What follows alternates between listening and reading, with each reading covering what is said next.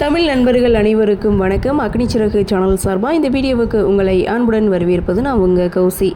கெட்டி மேளம் சீரியலுடைய அடுத்த எபிசோடுக்கான ப்ரோமோ என்ன அப்படின்றத பார்க்கலாம். தியாவை காணும். ஜெகன், மோனிகா ரெண்டு பேரும் துளசியுடைய வீட்டில் பிரச்சனை பண்ணுறாங்க.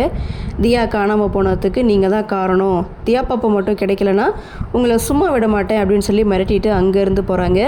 தியா இங்கே வெற்றி கூட தான் இருக்காங்க. வெற்றி ஹோட்டலில் சாப்பாடு வாங்கி கொடுக்குறாங்க. அப்போது துளசி வெற்றிக்கு கால் பண்ணி இது மாதிரி நான் தியா பாப்பாவை வீடியோ காலில் பார்க்க முடியுமா அப்படின்னு சொல்ல அந்த இடத்துல வீடியோ காலும் பண்ணுறாங்க. ஆனால் வெற்றி அதை யாருன்னு பார்க்கல.